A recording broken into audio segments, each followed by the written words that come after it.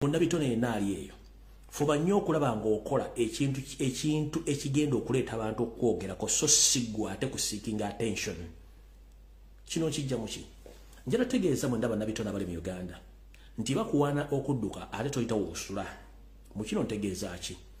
Ebiseera bingi bale mmaze ebiseera mudda ku muvubuka ono mwogera kino mwogera kiri bantu bampita njogere ngambe kine baga ezo nsonga sijja zigenda kubanga zijja tuka kasera zikole kizikome.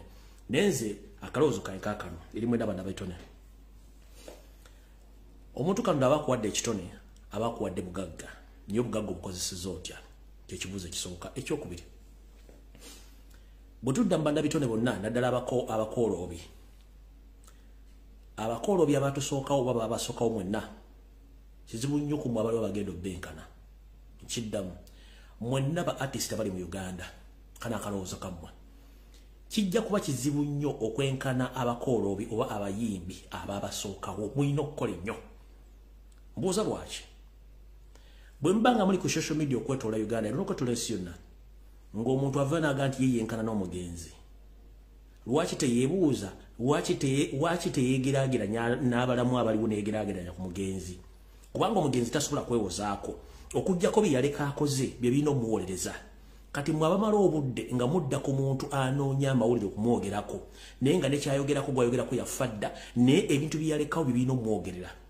Abakooloobi by'emyaka gino abasinga obungi temuli bakooloobi mwanonda ssente. Ekintu kye bayita okukooloobi oba okuyimba ye muntu okuyimba oluyimba ne lusigala nga luli mu matu g'abantu emyaka gyonna oba wali wataliiwo. Naye zino ennyimba ze muyimba eza wiiki ebbiri ez'omwezi ogumu nekikwetaagisa okukola ennyimba luyimba ku luyimba osobole okuyimirirawo ekyo kikyamu. Kale njala kugamba nti bw'osanganga abafu batudde mu luyimba bateesa gwe ng'omulamu oyitawo kimanye nti ekibajjeeyo okutandika okuteesa ku nsonga ezo ezaabwe ng'abafu kiba kyamaanyi nnyo era gwe omulamu oyitanga obuyisi. Kale nja bategeeza nti eyo diversion yafuuse diversion kati mugiveeko kubanga omuntu wotuukira okuba nti weekompyalinga n'omugenzi ng'ate omugenzi yalekawo ligasa tosobola gisangawo kubanga kino kijja mu ki music omukola olwaleero mu kalowoozo ka leero wa ddakiika 2.3 naye abasajja abafu abagenzi bayimbanga ennyimba nga zitandikira mu ddakiika 6 ku 15 n'ezo eddakiika 2 yeziri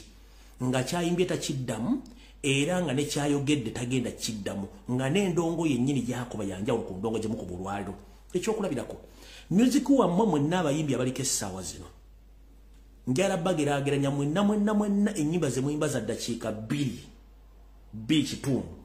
eyo yabeeranga intro oba chorus mu luyimba lw'omugenzi erimaali basudde mu luyimba lwa Prince Job Paul Kafeero mu nnyimba za Freddy Sebata mu nnyimba z'abantu abalala bayimbanga ennyimba eyo yabanga chorus oba kye tuyita introduction. Kati mmwe kye muyita okuyimba nkiddamu abayimbi bedda bagendanga okujja okweyanjulira abayimbi ng'atandise okukuba endongo yamalanga eddakiika nabo 2 ng'ayimba akola ki introduction oba okwanjula oluyimba lwe ng'abuuza ku batuwuliriza babawuliriza naye mmwe kye muyita oluyimba zeddakiika 2.3 oba 3 kinene nnyo muga temuyimbi temuli bayimbi yensonga lwaki nti abagenzi bakyakompitinga nammwe abalamu kati saagala mumale budde nga muli kuabyo omufu asinga omulala okubanga kyeyayimba weekiri bwe mulikyusa ne mmanyi bayimba music ne muva mbina ebitandalo bye mujja tegeera nti temulina kwekompyalinga na mugenzi. Abagenzi balekawo ligasa temujja zituukako ne munayimba ennyimba 7.5 nga gwe omuyimbi omufu ennyimba ze zikyajja ne zikuba season ku season. Kitegeeza buli muntu anoonye waagwa naddala abayimbi e Uganda sigenda boogerako njagadde bbawa kalowoozo mbategeeze nti abayimbi abasinga obungi baafa bana baliwo bayisa bivulu ke kabadde akalowoozo ka leero kali ngenze mu kigulalogi kya leero. Ekigulalogi kya leero kigenda kubeera kyanjawulo era njala kitegeeza nkiwe abaana mwenna abali mu Middle East naddala mmwe abagenda okunoonya ekyo kigula magala eddiba. Tugamba nti lubalembera nga nembiro kwotadde nabagamba nti ebiseera bisinga mwe kennyini mwe mulina okwekubira enduulu tere muntu omulala agenda obbakubira nduulu olw'ensonga abantu abasinga obunyono ku social media banoonya bantu kubagoberera nakumanya biki boogera so si kubayamba luya lwa mu nnyindo olwekuula wekka emiranga gyonna gye munateeka ku social media nga mwemulugunya ku mpisa n'entulugunya gye batulugunyamu kijja kuba kibawa amaanyi n'obuvumu okweyogerera. tolinda Lumbuye, tolinda ASP Asimwe, tolinda Pato muntu wa wansi, tolinda Nesiba Gift, tolinda muntu yenna. Gwe olina okwekubira omulanga mu ngeri yonna esoboka. Kati baana bola bulijjo mbaga ku social media nti kampuni ezibatunde ezibajje Uganda zimala batunda okubatuusa mu Saudi Arabia. Era endagaano zibakola government ya Uganda zajawulo kumwezi mumanyi. Kati obuzibu mwina nti baddira ku social media abaana baba baleetedde okukola nammwe mulimba agent wa company zenu nga bayisibwa bulungi kati gwe ofuna ekizibu no complaininga agent oli aba alina okubanga asiga akazigo company ereme kuononeka na buli kimu ekibaba baleetedde kibe kusaanawo. Yesongola kiti mwina diversion ku social media mumuteesa kuteesa kuyaba bannammwe bano baleta byakweyambula bano baleta byakola ki njala bategeeza nti mu kigwalo gikyaleero ngenda bazanyira amaloboozi g'omukyalo omu eyafudde n'agakamire pinning confessing nti ebigenda maaso ku TikTok nga muli ku nsonga zammwe ez'abaana bali mu Saudi Arabia abantu bazizanyiramu ebintu bino bisasule kampuni z'e Kampala zinoonya abaana abasobola okweyambula ne bakola live sex ku TikTok okujja abantu kumulamwa kubanga yo omuwala bw'akimanyi nti wemba nga mulina common voice ajja kubayamba ne mbeera divided kitegeeza temugetegina baya majja kumati bali happy bali mukukola bya buseegu abalamu kula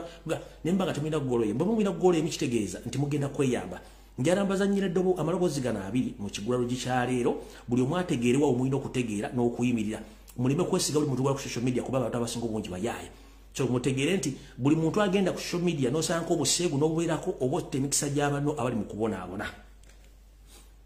Mumpulirize bulungi kiri kushigula lugichenjera kitandika n'amaloboozi gandi kwenda ngene video yale ntandise je bali kumkwano jigenda giti emirimu mukama yebala comment Lumbuye hati ndi ku mulimu ndiye no mu bathroom je njogerera ya nsula Kawala Lumbuye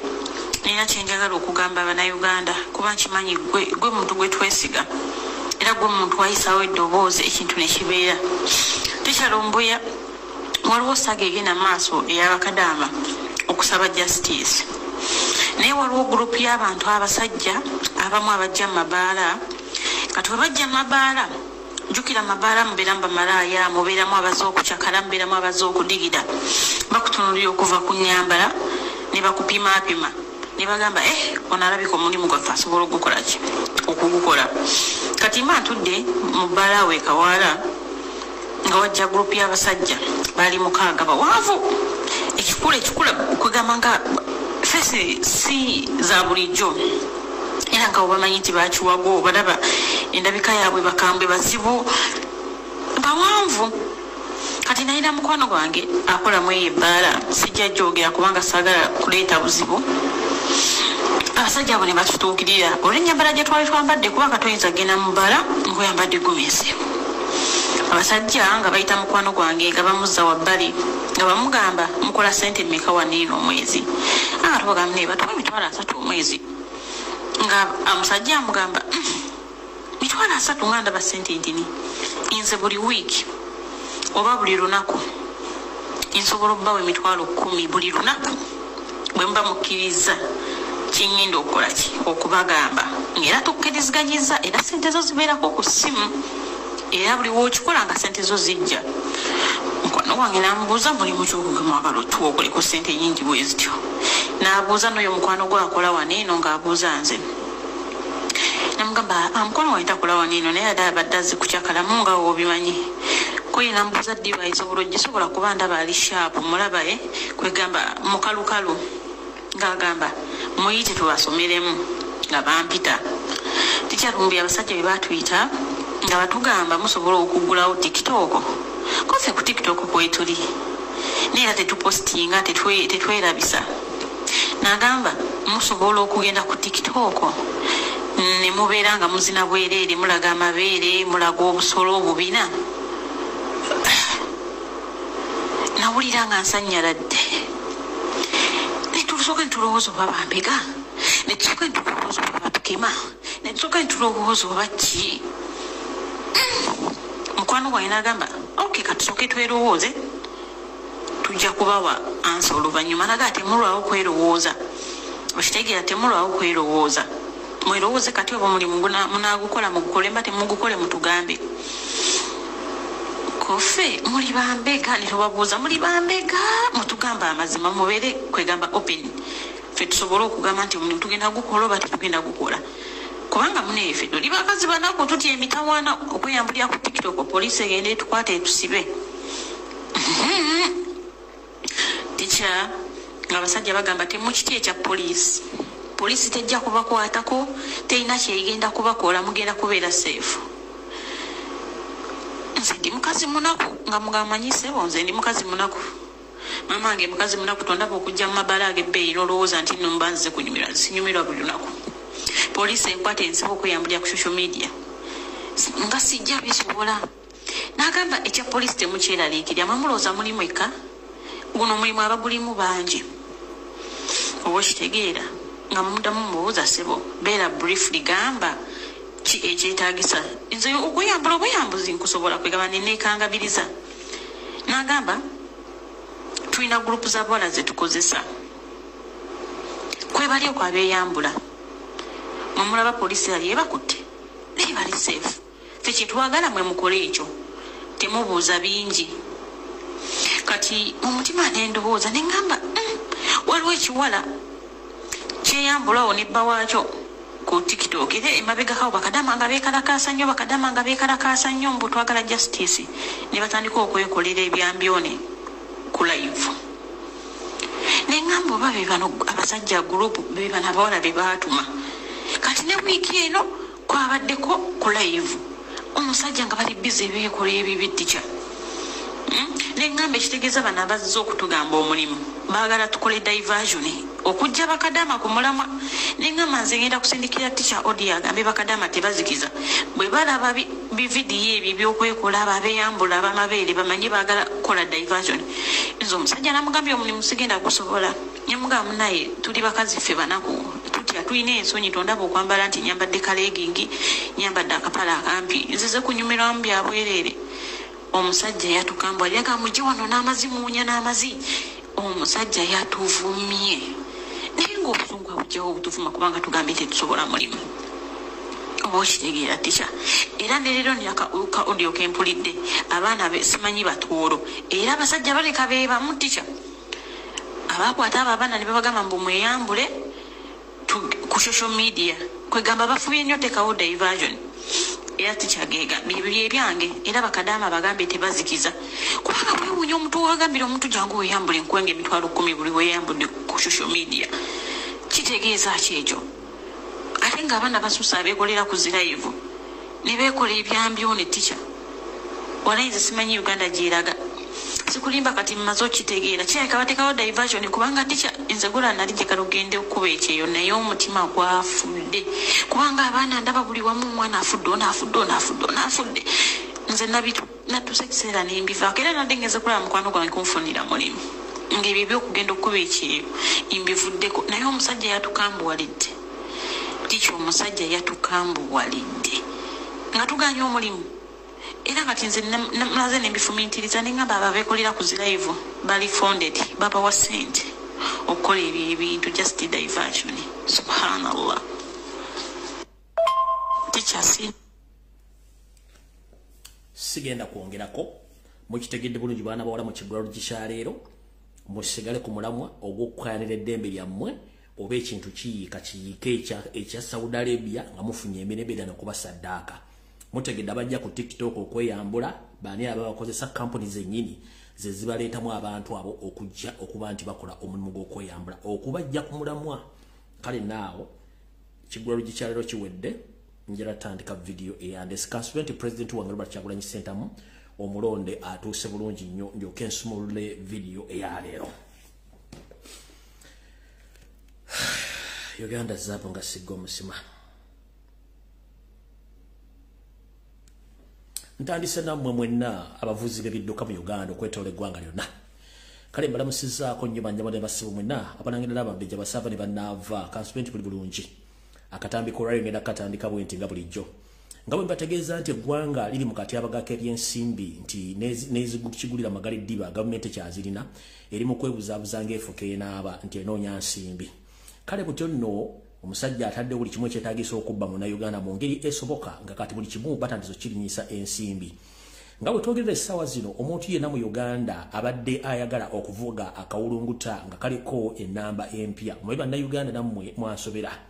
abaloga yenna oba alinsambya ku ddwaliro waggulu ayimiridde simanyi mu Uganda wokkaba mu nsi yonna wosanga munnayuganda mu Uganda mu nsi yonna munnayuganda gw'osanga ng'avuga number plate nga tavuga mmotoka era number plate aganzize envuga kanamba n'ombuuza akanamba kyeki emmotoka maama eba ingini na mipiira na bode si number plate kati Museveni yamanyi entegeera yammwe nti mwagala nnyo number plate kati naye kakyusemu nti abajjamu simbi kati kiri bwe kiti okusinzira ku tteeka eppya ery'omwaka emyaka 2023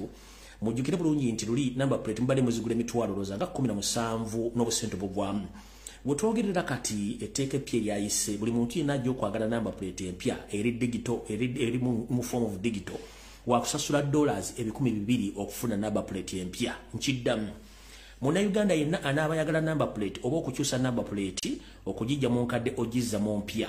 kijja kwetaagisa okuba nti ova mu ndyanga emitwalo 7,315 $200 eza Uganda okufuna number plate empya bajja basayo balina obbaagala kubanga namwe mwagana okufuna obwongo butegeera nti emmotoka si number plate emmotoka eba yingini na mipiira na biddako kali njagadde bategeeza mwenna abavuzi b'ebidduka nti awo wennyini we muli mujja tegeerawo bulungi nnyo nga nabo gisimufungize ndowooza kantandike na wano bwe nti tugende bulungi nnyo njala bategeeza nti era nziza mbagamba nti buli muntu yenna alina ensimbi mu banka sooka ozigyeyo muganya okuwulira banka zino bagambako ebbiri okuli Equity Bank ne Centenary Bank zino ziri mu bizibu ziri mu financial crisis Centenary Bank okwetoola eggwanga lyonna babbi buli muntu jja ssente zo ku akawunti yo jja ssente zo ku ATM Centenary Bank Equity Bank banka zombi ziri mu buzibu bw'ensimbi batwala ssente z'abantu okuva ku akawunti nga tebategedde both Centenary and Equity Bank. I call upon all Ugandans who owns account in Centenary Bank and Equity Bank to withdraw your cash with immediate effect and close all those accounts in those following banks. That is the Equity and Centenary Bank. Nchidam, muna Uganda yena account mu Centenary Bank and Equity mujeyo sente zammwe. Gufuuse muzogo okubba ssente ku akaunti z'abantu. Oyinza okuba nga obadde n'emitwalo 3 wagenda okuyita emyezi 4 ng'olinako omutwalo gumu n'ekitundu tebakuwa explanation lwaki ssente zo zivuddeko bwebabuuza bagga tetumanyi bwe kiri ne mu Centenary mu Equity ate kiri mu Equity kitokota si kisaaniikire kale gwali eyo ng'okyali sibijanjala empiso njala kutegeeza nti banka zifuuse ekizibu okuli Equity ne Centenary Bank bano baggala n'akaunti z'abantu nga tamaze beebuuzaako. Nina case file jengida okukula ku Friday ngekwatagana ku muntu omu gobaggaliddewo account ye nga accusation evudde mbantu ababbi abadde baagala okubba omwami ono Equity Bank neggala account ye nga kuliko esimbi empya n'enkadde ate nga n'abantu abalina complain ku Equity Bank okubabba ssente Standard Bank nabo bayitirivu nnyo kati gwali akyagawumbidde ng'olina account mu Centenary ne mu Equity bye Vietnam mujje ssente za mu bank kino kidiridde kitya kidiridde nga ne banka enkulu yennyini gye tuyita Central Reserve gye tuyita Bank of Uganda eri mu kattu ka nsimbi nabagamba dda nti ekyo ekizimbe kye mulaba temukyali nsimbi bye byanswa lyali teliwisa Bank of Uganda neeyisa ku mitimbagano egisinga obungi ng'etunda ebimu ku by'obugagga byayo era akapande kano nakabateddeyo ku mutimbagano n'ekabalaga kaakano wano bulungi nnyo naye ng'ebintu bino byonna Yoseri bitunda yabisangawo nga bikwatagana ku Bank of Uganda naye bali mu kutunda properties za Bank of Uganda muno ndoza kanka basomere bulungi mukategere bulungi nnyo disposal of the Bank of Uganda properties BOW/22/23/00012 Bank of Uganda invites sealed bidders for eligible bidders for disposal of their following assets. Lot number yebera lot number kubera kondoza ndeza ekintu bomwedego bintu batunda. Then kuliko brief description of assets, kuliko wali bidder, security, sente zoteekayo. In fact, ate security bagale bana basajja babbinyo. Security ya bidder olina okuba ng'olina $5,000,000 plus. Enesembe wasibagala $2,433,800. Esooka property batunda eri ku location plot 7 to 9 Elizabeth Avenue Kololo, Kampala City. Property reference FRV 705-4040. Agondo makagi gali gayinza okuba makagali gagundi aga former governor Simanyi. Then property and location plot 41 Kampala Road, Masaka City, property reference FRV MSK 176 for your 13 nebira kati mutegere bwabanga abadde akukumira sente omukulu ali mu kutunda bibiye kati gwali wansi mu wansi kicho botegeeza kitegeeza nti embeera evudde ku nyoge etuse ku namusa kiddamu mwenna abalina sente mu accounts zo mu bank mu accounts mu bank ezenjawulo mu Uganda mujje sente zammwe omanyi tubalabula tebuwulira bwanga Bank of Uganda etandise okutunda asset zaayo kati gwata ina sente mu banka bwa wansi ojja kifuwanga okiza munda kubanga ennamusa evudde ku nyoge mbyenfuna mu Uganda. Alright, kati sagala mugendere nnyo ku diversion ey'amabaati ge mwalabye Simanyi Minister oba MP yabya mu kiveke yo diversion kubanga tewali mu 7 gwagenda kusiba mbabadde musaga yakuba mabaati ekyo nabagala kukiteeka nga diversion kubanga abasingamu obungi ne speaker kuwali tebasobola mugoba n'abantu balababya amabaati temusobola bagoba so ekyo mu kiveke no babuzaabuza nti waliwo saga yonna ey'amabaati agabaddewo nti Simanyi story bina nabifunye ddawa bino bina ngambira wan this is no diversion kuba tebalina go bayinza goba wan wati balina go bayinza goba ku bino binayo mulaba wan tewali go bayinza goba byonna ngambira bye tebalina go bayinza goba tebalina go bayinza goba zona babitadde mu mpapula za mawulire Simanyi ono bamugoba byonna bya kiyaye tekuli byonna bya kiyaye so muleme biwo makulu nnyo tugende ku nsonga enkulu ezatulese nchayita mu kigwaro ky'amawulire then nina information eyafulumya abantu abasinga obungi ba travelers gye tutannafuna naye ndowooza wayetaaga Friday simanyi wayetaaga Friday kubanga obudde nnabutono nnyo wayetaaga Friday naye nga mwenna ba passengers abafuluma n'okuyingira eggwanga mwegendereze nnyo ebintu byemuyingiza eggwanga kubanga batadde ebitongole ebyenjawulo bigenda okubanga bimanagika ebintu byemuyingiza gamba ng'abayingiza amadagala abayingiza ebyokulwanyisa abayingiza betting and games equipments abayingiza chemicals drone explosion minerals living insects birds and animals ne live plants mwegendereze nnyo waliwo amateeka agakyuse so tutuuka ne bakwata ettaayi ekyo ndoza none nja ki-explaininga ku Lwokutaano tugende maaso bulungi nnyo. Alright, katugenze ku information yandeese tutandise bwete mwendaba na Uganda bampuliriza balamusizaako katutandise video entufu yatulese era nyalatandikira bulungi nnyo emabegako njala bazzayo ko nti ntegezeyo se mukulu emyaka gikuweddeko wabba akalulu kati okola kye tuyita final political blunder ogezaako nnyo okukola ensobi ezisembayo mu bulamu bwo wajja kye tuyita essomo ly'ebyobufuzi mu masomo agasomeswa mu ggwanga nga toyagala abantu bategeere byafa byabufuzi bya Uganda era abana basinga obungi mu Uganda tebamanyi politics tebamanyi history wa Uganda ne constitution ya Uganda nga course suubira nti amakerere gyeri if I'm not mistaken nenga nkimanyi universities onokwetolensi yonna ekimu ku basomesa oba oli munnansi wansi oba toli munnansi onokusoma kye tuyita constitution y'ensi eyo simanyi nti amakerere ku university endala eyo course gyeri bazza okuba ne bagijjayo obutasomesa bantu kutegeera bya constitution nekino kituzaawa wagenda n'ojjawo political studies oba political education mu buli level yonna mu ggwanga ng'oyagala kuzibira abantu butategeera bya bufuzi na history which is okay kuba kiba kikudefendinga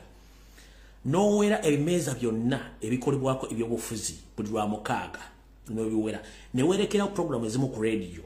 ezikolako ebyobufuzi naye nga kuliko ba agenti bo abajja okuconfusinga abantu kino kitujjawa bw'agoba ebimeeza okwetoolwa radio station zonna mu TV ne Uganda n'okwetoolwa district zonna gwe tewamanya nti wajja kujja social media nti buli kimeeza katuge ku CBS kwabeerangako ekimeeza oba Mambo Bado ng'etuuza abantu 200 ne babeerawo nga badiscussinga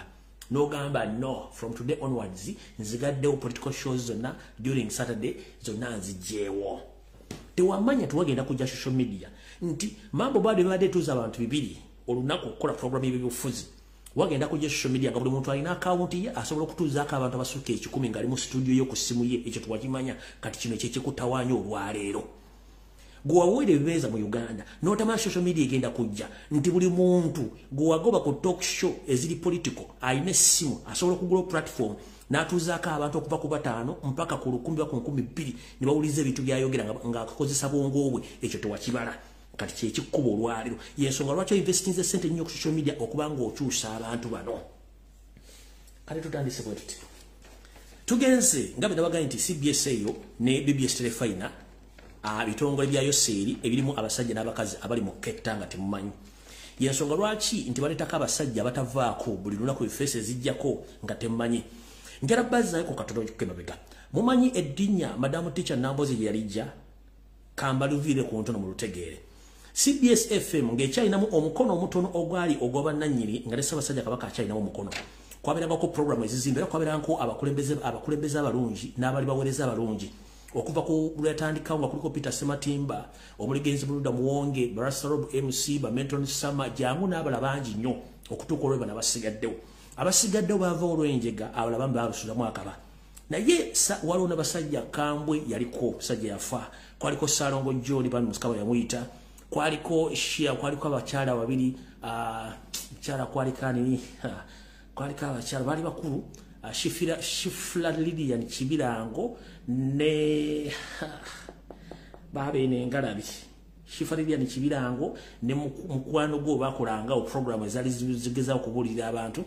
then wajjawo group yaliko Kasibante Moses nga kuliko n'omugenzi mu Kibisero Njoji bano Mediensere ko nabo bajjira bonna kati bano mu Kibisero Njoji ne bajja ne bafuda kwaliko bano Kado Mukasa ow'Emityana yaliko bangi nnyo naye naagenda byobufuzi unfortunately n'akomawo kati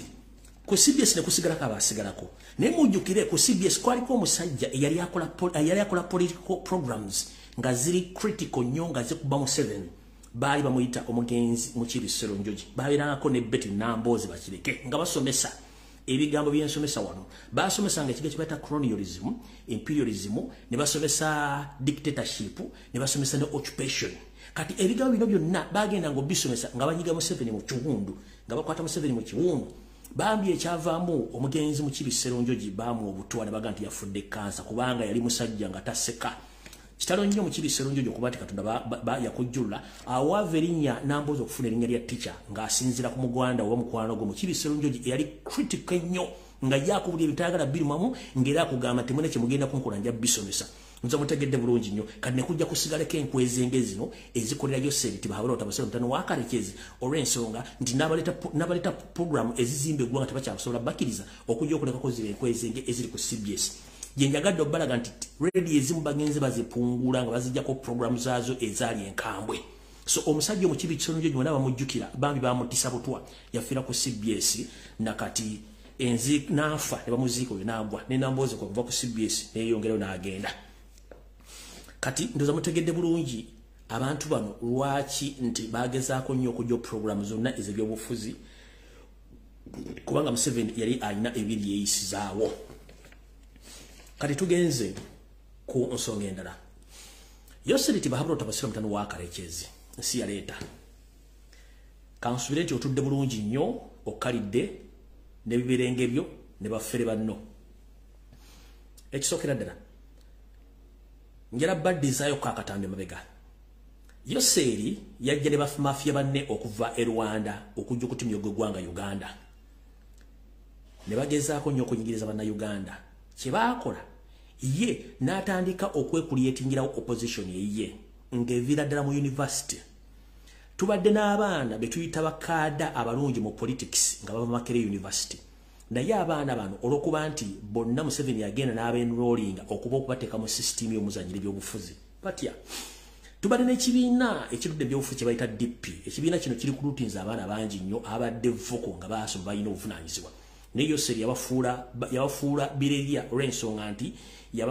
yabateekamu omulimu n'abagamba mwina kunzanyira omupiira guno nga buli avayo yenna tasukka waawo nga bo balowooza ku level ya LC1 LC2 LC3 chairman LC5 na member parliament bakoba tebageza kuzanya mpiki nene wakoma olw'ensonga nti bo bajja nga kibalina okukola Museveni kyabagambye mu kino ntegeeza ki nti abasajja n'abakazi bano bava mu university nga tebalina mirimu nenga babeera mu good life balina amayumba bavuga emmotoka ez'ebbeeyi bagenda okusoma ne basoma degree singa obungi naye nga obamuzi omulimu gwe bakola nga tebagulina olw'ensonga nti bo baakeeranga ku City House n'ebizimbe ebirala okutandika okuteesa buti bagenda okumanaginga okubulookinga buli muntu yenna ayinza okutawanya entebe ya Yoseeri era avuka bano mulimba gukoze bulungi n'okutuuka olwaliro gwe wewunye abavubuka bali ku rutinzi okuva ku mulembe gwa Dr. Paul Kawange Ssemwogera mu DP where are they are not where to be seen okujjako Bolinto nali wano kubanga Museveni system yagitekawo yeetera opposition yeye within ng'agisasula sente ne bate bakola okubanga bakola omulimu ogwo era kati olwaliro bafunye resistance olw'ensonga tebategedde waliwo abantu abasobola okwatulating ensonga zino ozitegeeza bannayuganda bazitegera politically yensonga lwaki kati Museveni afunye obuzimu kino kituzaawa njira bo wayamanya gwana matono waliwo abaami betwatumanyi nti bano abaana kibagenda okukola Museveni kizibu nnyo muno mulimu Luzige oyo yakivirako kyamani w'Emityana kwaliko Mukasambidde yomumanyi Kenneth Paul Kakande ne Bakatabu Moses n'abala bangi nnyo ng'abaana bano balina amagezi naye balina engeri Museveni gye bamanipulatinga n'abantu bangi nnyo okutuuka okubanga atuleetawo bino ebirere ebiriwo essaawa zino okukyusa politics wa Uganda otulowoozesa nga bo baagala tulowooze naye ng'ate bakola tebigendera ku mutindo kati ekigambo ne kijja okuba nti abantu baategeera nti tetukyalina opposition kwe kuleeta ebintu bino byajjakola leeta iPod okuba nti yabafuga ate yateekamu ssente n'okuba nti yabamanaginga yatuuka n'agamba tunatukira 2021 twagenda kubeerawo opposition ng'akimanyi bulungi amaze okusettinga ekintu kye Robert Kyagulanyi Ssentamu kyava ajja nga tamutegedde kuba yamukaliculatinga kati njala kubuuza gwe bukyangula wa politics walolabyeko ne tuyingira akalu Museveni pressure in mountains ne tufuluma akalu tugenda myaka 3 pressure ekyamuli waggulu tekibangawo in history wa Uganda kubanga afunye challenge omutuufu kyalina okukola kyekirwa kyalina okukola alina okumakinga sure nti asiga Robert Kyagulanyi Ssentamu enziro on a daily basis nga akozesa ba propagandist ba NRM akozesa amawulire akozesa bannabyabufuzi akozesa buli muntu yenna asobola mbadde za katonda akatambe mulaga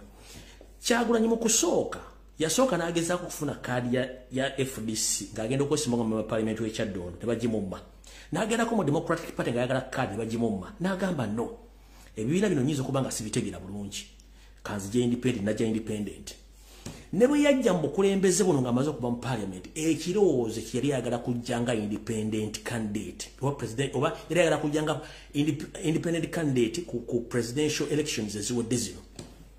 bagenda okulaba nga tekijja bakola Museveni yakwagala kuteeka mu political parties mu abakunyigira kubanga alinayo ba actors abazannya ebizannyo to complex bwengamba ekigambo to complex oyinza okubanga oyina endibota y'engoye ng'ezimbye nnyo waliwo ebimu ebinyiga endibota eyo nebanga esobola okubanga ejja mu shape entonotono naye engoye nnyingi nnyo ndibota namba naye bagicomplexinze nebanga esobola okukogga kati yamanya nti the only way to complex Robert Kyagulanyi Ssentamu kwe kumutayiza yonna gy'abadde alina okuyita nga independent amuleeta amuteeke mu politics wa multi party era kyeyakola yakikola atya yaddira nga bategere Robert Kyagulanyi Ssentamu alese people power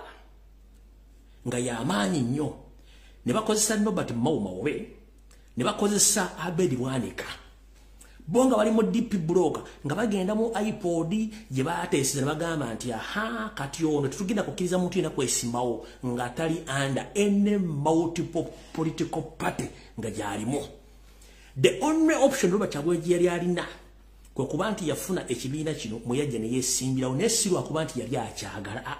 yali ayagala kujja independent olw'ensonga nti yeetaalaganga ku political party ng'akimanyi nti guno omuzannyo gwa political party Museveni gwasinga okutegeera ndibavira ku ntono mu lutegere bulungi tugende wenjagala bateeko bulungi Kyagulanyi tayagala nko kubeera mu political party yayagala kubeera independent kubanga ali amanye emizannyo gino gyonna bamawo gye bazannya mwavuddewo mulamawo akatambike yakoze alina kyagenda okuleeta okufumba naye ekyo mukimuleke ffe tujja muhandolinga bulungi tumusobola mukitegedde bulungi nnyo tumusobola bulungi nnyo kati olw'okuba nti Robert Kyagulanyi Ssentamu yabatebuka n'abagamba yes kale tugende nze nyingide ekibiina nga president naye still ndi muwa people power era kyavuga ennaku zino kati baana abantu kye bataategeera benanga ffe tuze mu people tebakitegeera olw'ensonga nti wali mu political party ebintu byonna bigenda under the law nti secretary general oba spokesperson oba omuntu yenna yalina okwogera order ku lw'abantu bonna abagoberera ekibiina mu people power beto biriyo tujja nalo tukusabula nga tuna gwe twebuuzizaako kuba gano maanyi g'abantu naye wali obeera ku maanyi ga kibiina kati Robert Kyagulanyi Ssentamu Norbert Mao ne Abedi Bwanika bye baamunyigiriza okuva mu kiri ekya independent bagambye nti tetusobola na kudiringa muntu atalina center number bolubali bategeza political party ne bakola amateeka gaabwe gonna nga gakwata Robert Kyagulanyi Ssentamu bagenda mukiza kujjanga independent bamukwata bamunyigiriza nagamba katufune option yonna. In fact nope, it was just an option si kye kyali kigenda kya Robert Kyagulanyi Ssentamu okitegedde kati mwenna abali eyo nga focus ye mugitadde ku national unity platform ako muri kafu fe twaddayo mu people power eri center number mugirekebeereyo fe tuddukanya ssomero ly'abantu bonna okuva ku P1 mpaka ku university kyetulimu ono zala w'abantu bonna gwe baagala okuleekanya mutu bumbalekere tujja basanga there after fe tuli mu people power mpaka nasemo kitegedde bulungi nnyo. Kati Museveni ky'abalina okukola kiba kitya abalina okusasula buli lunaku TV radio ba bloggers ba politician okuvuma okuvoola okutyobola Kyagulanyi nga bwe basobola ngera kubuuza bwe mba muga Kyagulanyi nti munafunyo era tayina maanyi lwaki mukera ku TV lwaki mukera ku Facebook lwaki mukera mpapula za mawulire ne muwandika bisitole bifu bwanga tayina maanyi omuti ogutaliiko miyembe tebagukubako ki tebagukubako mayinjo bankonyo kati mwebuuza lwaki kubanga buli muntu agenda ku TV olunaku alawe safune emitwalo 3 ku 5 bado ba bloga ba NRM bali ku monthly salary bafuna sente ne data okubanga bakola ebintu ebyo bada bali ku social media ba NRM bafuna sente okuva ku security okukola emirimu egyo. Kati fe bannakyewa bali mu people power tukola omulimu guno nga tetwagala kumanya ani yani yesobola kina bagamba mu politics ono tetuyinaamu mukwano gwaffe the moment kasitoteka mu feelings simanyi MP gundi mukwano gwange simanyi spokesperson mukwano gwange simanyi president mukwano gwange you are making a big mistake. Bwe tuba tuli mu politics okukyusa eggwanga tetuba na side tetuba na mukwano ensobi bansobi omuntu yenna akoze ensobi mu kibiina mugambe omuntu yenna akoze ensobi papa mugambe nti eno nsobi era tujja okutambula ne kasonga ati kundi tomwogerako oyo mukwano gwange awo tetugenda kuva Museveni bw'aba baagala awo ne the moment mbera mu people power tobaako na mukwano gwo tobaako na group tobaako na ki osabula busabuzi ne tugenda kati bano kye batayagala kuwulira kati awo wennyini wenyenda okuva ntandika video lwaleero nga ntandika ne security alert. Kansulenti president wanga atuuse kano jara mukasala mukateke ku TikTok mukateke ku Facebook mukateke ku Twitter mukateke wantu wonna era ntandise bwenti nze ng'omuntu Chemical Ali Lumbuye ekintu kyenkola abantu batono nnyo bakisobola kubanga sina gwe neeguya nkozesa mutwe gwange okutegeeza abantu information ate mwenna ba criticizing ku kyenjogera oba kyenkola mumala biseera kubanga byenjogera byonna bimala ne bituukirira. Kati ngenda kwogera security alert yeno manye mugenda gi criticizing kuba basinga bunche mujjo okukima wano nenze sifaayo kasita information ibange efulumye I don't care. Security alert yeno egenda eri omukulembeza Robert Kyagulanyi Ssentamu njagala ogifunde bulungi nnyo naye manyi ba criticizer nga ate bali mu national unity platform bajja kivuga and the other way nayenze kisikifa kuba mbalabidde banga ddene nnyo olw'ensonga gwe mulimu gwammwe olw'ensonga mwe temusobola kujja kukola bitukola ani mu criticizing bitukola ne webuuza ani gwe muzanyire empiki zino kati no security alert egenda president wa Robert Kyagulanyi Ssentamu uliza bulungi nnyo ndowooza nsooke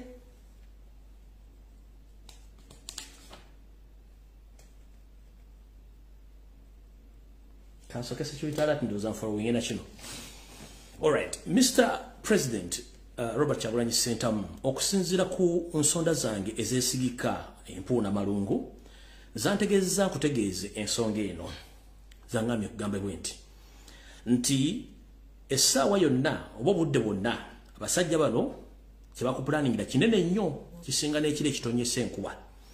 era nga mission yaabwe oba ekigendera kyabwe kyakuteeka wansi sina kindi okumekerere ng'oli mabega wa mitayimbwa gye gitawemera muwemba ng'obuzibu obuliwo nti obafuukidde ekizibu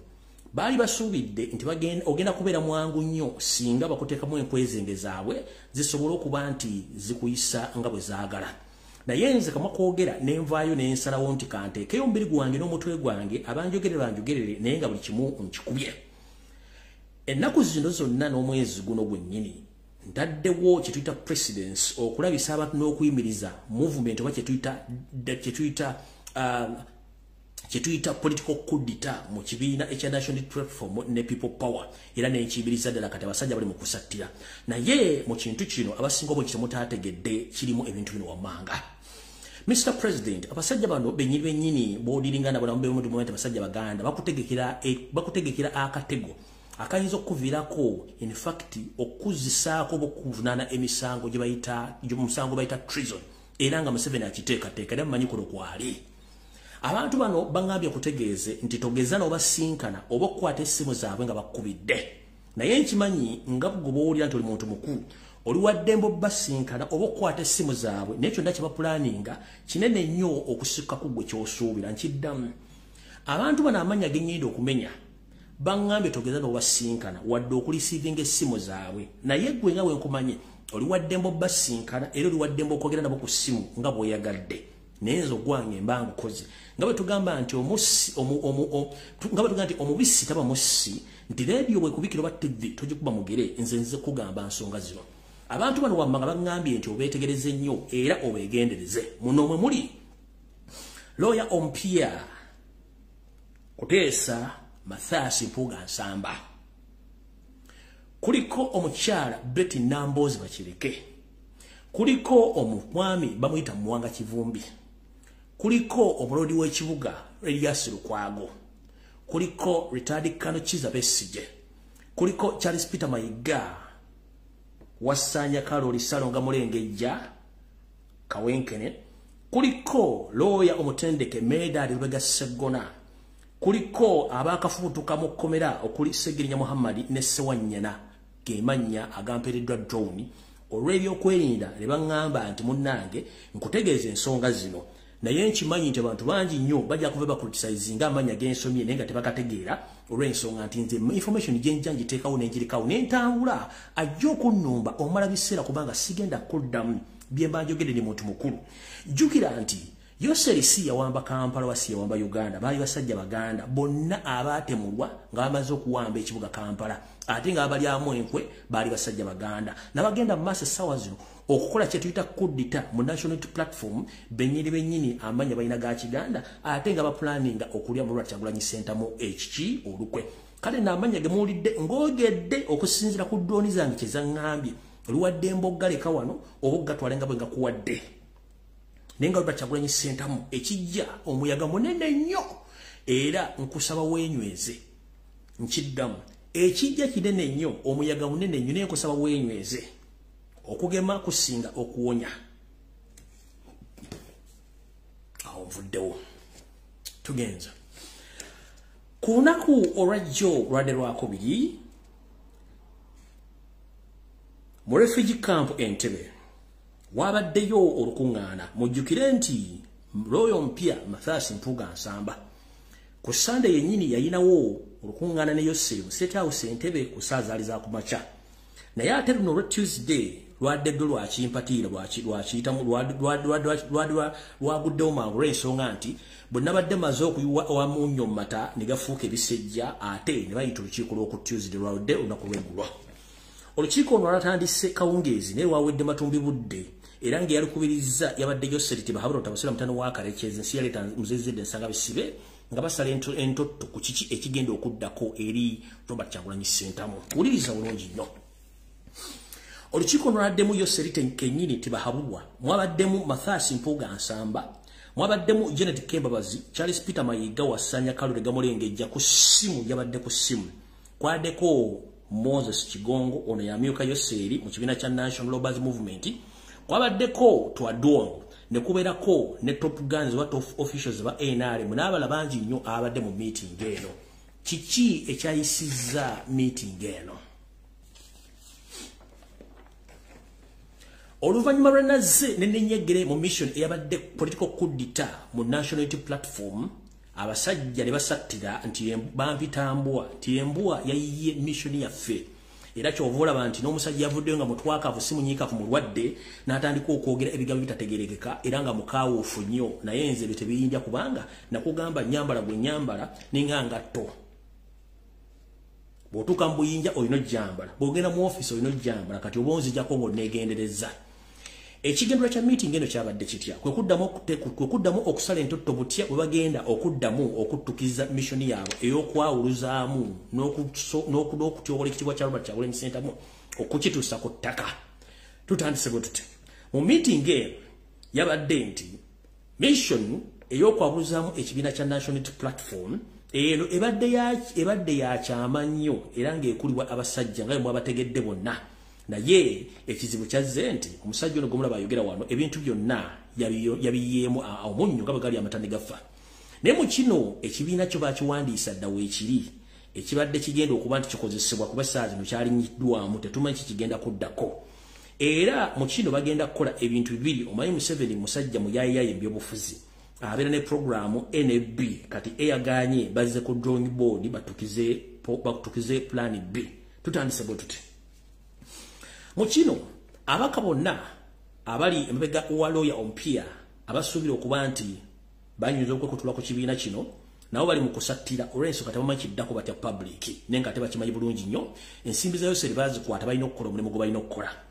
Bagambye bati nti muyinza okulaba nga kigenda kubeera mirundi ebiri. Ekisooka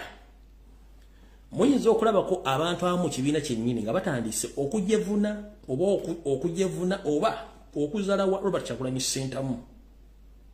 Nkiddamu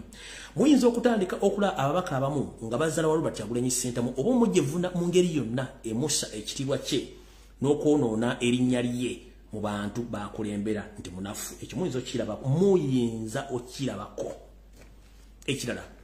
olw'okuba nti bategedde nti omusajja ono ayogera ebintu byabirinnyeemu eggere muyinza okulaba ababaka abamu nga batandise okwewombeka ng'essalambu ery'ensenke era nga laavu erinnya ebitundu 10 ku buli 10 ngezze owa mukama wa Robert Kyagulanyi Ssentamu bamusuusuuta ng'akimezezza okw'omusana nti yasinga era yakimala. Bano bo akatego kaabwe kakumulowozesa nti tabamanyi era batandika okujja okumpi n'okumuyogerezaako n'okukiika nga bakiike naye ng'akakodyo kaabwe era kakumala kumwesembereza nga kanaakulyako amenvu kajja kaseka kumbe kagenda gamalawo nako akakodyo weekali. Ne mukuno okujja nga beesisa balaga nti laavu nnyingi era bawagira Kyagulanyi olina okubeera omwegendereza ennyo mu kukwata engalo okugwa mu kifuba n'okulya nabo abantu abo kubanga ensimbi bazikutte balina okutuukiriza omulimu gwabwe. Zizo options bbiri ze balina. Nkiddamu either bayinza okujja ne batandika okujevuna oba okujja okutandika okusugumbiza nga kimezezza okw'omusana nga jjo laavu balina mpitirivu gy'oli kumbe balina kye banaakunoonyaako nga n'endabo gisimufungize ate bakituukirize bulungi nnyo. Ndowooza kyo kitegedde bulungi nnyo njagadde mbitegeeze bulungi nnyo.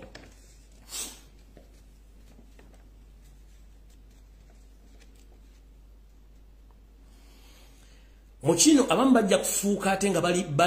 abamu bajja kujja nga bakulaga nti bawulize nnyo gy'oli n'okusinga nga badde bulijjo olw'ensonga nti bagenda kukola kye testing waters oba okugesa ku mazzi okumanya biki ebigenda okuba nga bigenda mu maaso mu mission yaabwe eyo. Kino nno kigenda kubeerawo mangu nnyo naye temwerabira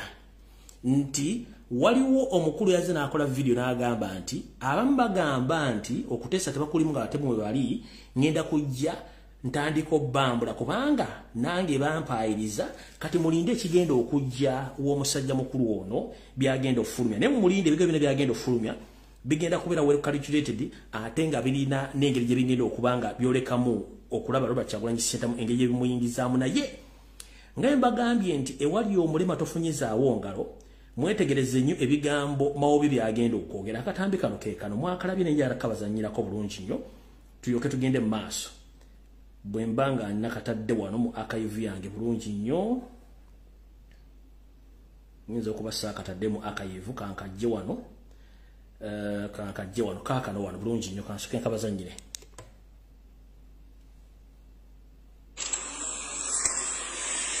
Okutangaza eggwanga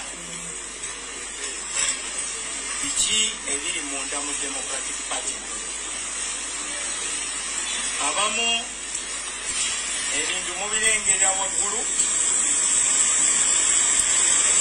nemulemerera okutegeera ekibiina kya DP kivuddewa era kiragawa. Tuli wano ng'abakulembeze si ffe banannyini kibiina, ffe tuli bakuumi. bwe tuba tusalawo wawe tulaga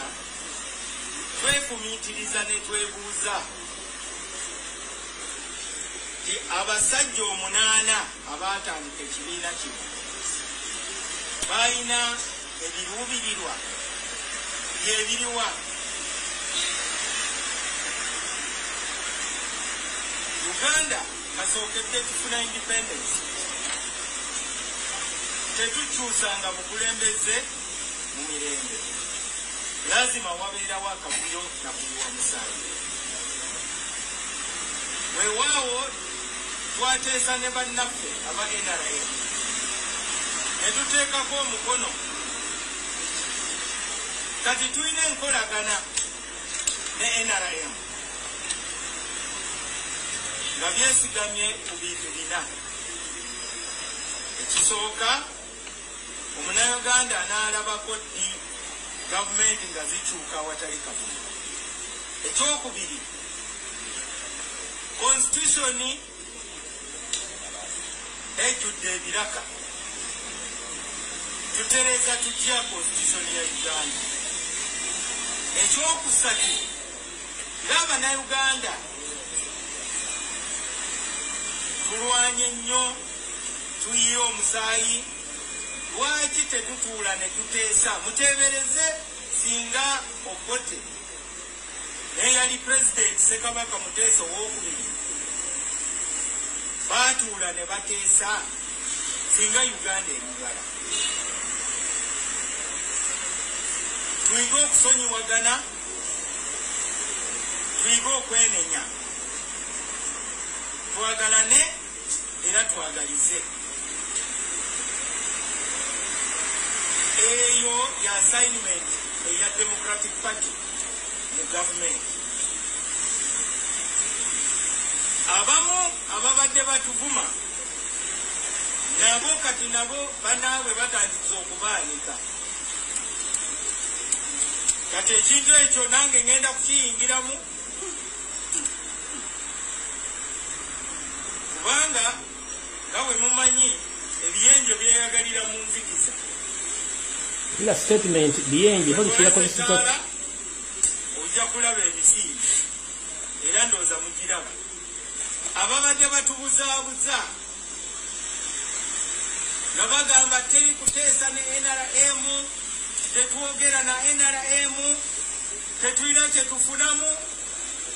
amazima kati gatandise okuvaayo.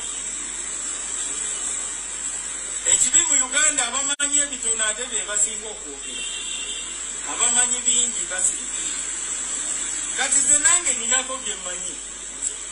nange ngenda kubyogera.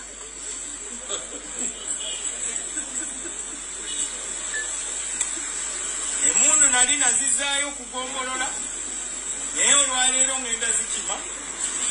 tandika okutulisa. Batumanyidde nnyo ng'ekibiina kya Democratic Party.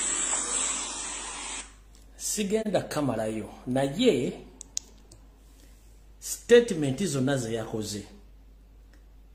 bwenkiza mu lulimi lumutegeera nteeketeeke nga zirina kye zigenda okulaga mu maaso awo katono nnyo.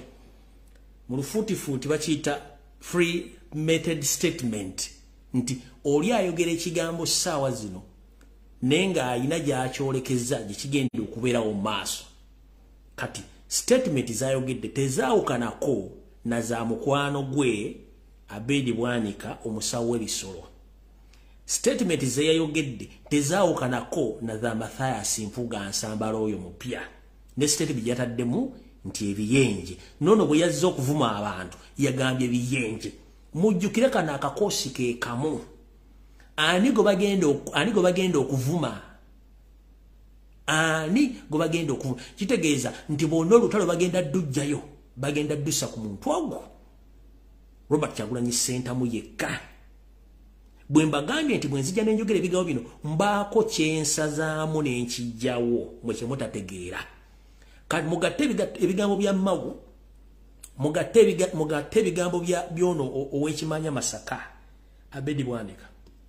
mugatte ebigambo bya Mpuuga, mugenda kufuna ansa eri mu kavidiyo kano akano bati Mau yali mbasajja banolukwe nawayo mugenzi Peter Lokech ne family ye luza mutegeke njagadde obbalaga mbadde sagala nnyo kazanya kabategeeza njagadde mutegeere ekigambo kino this eno statement nteeketeeke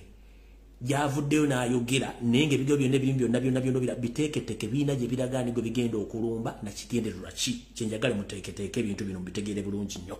kale naawo saagala kulwawo njagala genda ku nsonga endala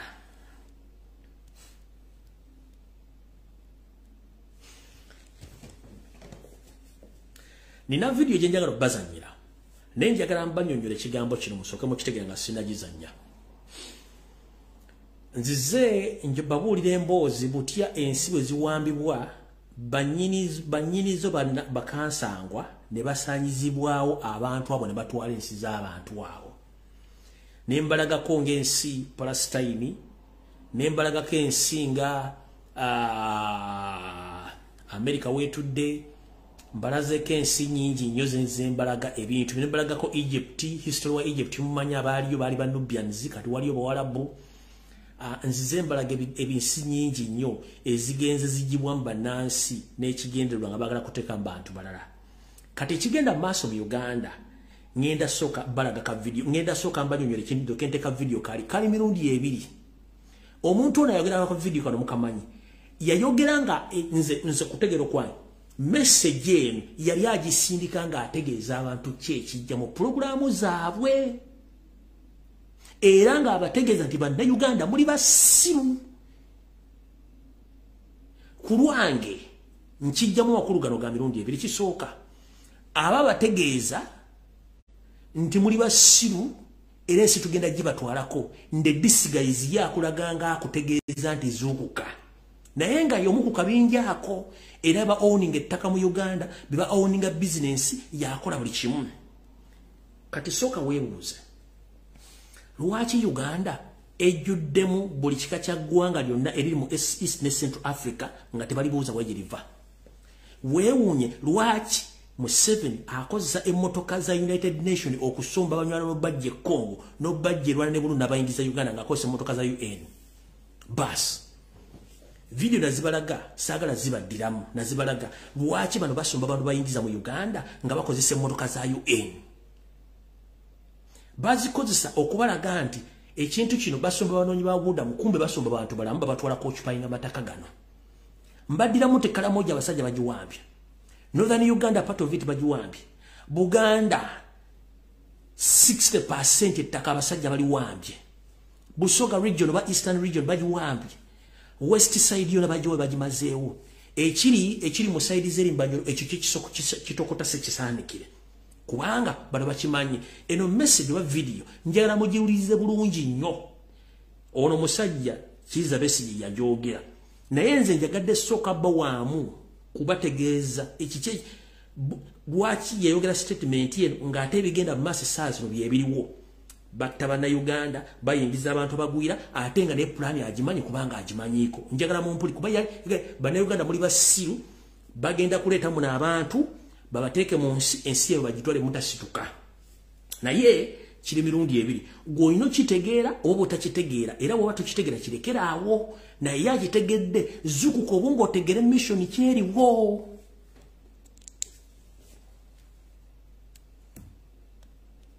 kubanga ekyo kyenkuwulira eky'abantu obutategeera omuntu atategeera alina okufa ave mu nsi sinene nnyo anti teri ngeri kijaliwona nga tategeera nakugamba nti simba wakati akugambye nti omuntu atategeera alina okufa njala kubuza gwe omuntu ategeera omuntu muna Uganda ku nsi kuno kuliko omuntu alina obuyinza okugyawo omuntu munne oba ategeera oba tategeera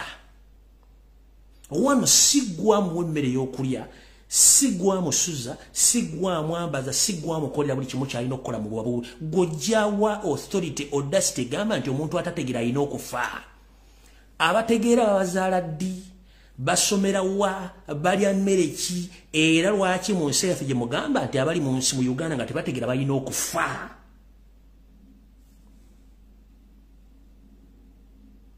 kankadde bulungi nnyo kubanga ekyo kyenkuwulira eky'abantu obutategeera omuntu atategeera alina okufa ave mu nsi esinene nnyo anti teri ngeri si gyayiwona nga tategeera nakugamba nti nawano lino eggwanga bagenda kulitwalako kubanga tetutegeera kubanga tetuzimbye kutegeera abategeera bajja kuva ebweru bajjemu abatategeera nakutegeeza nti tekijja kubanga kisookedde wano abali mu Amerika asibe banaasangwawo abaliyo banaasangwawo baali tebategeera abo baafa ne bagwawo kati bonna abaliyo kati mu Amerika bava mu mawanga amalala g'abategeera nawano bwe tubanga tulemeddwa okutegeera tuli baakufa oba oyagala oba toyagala tuli baakufa tugwewo abategeera nakati batandise dde okutuuka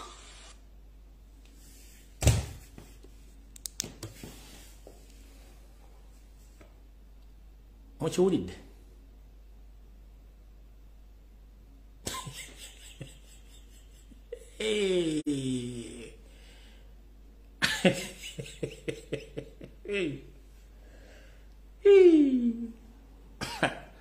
katonda oba oli luddawa n'essimu yo weekwese musajja gwe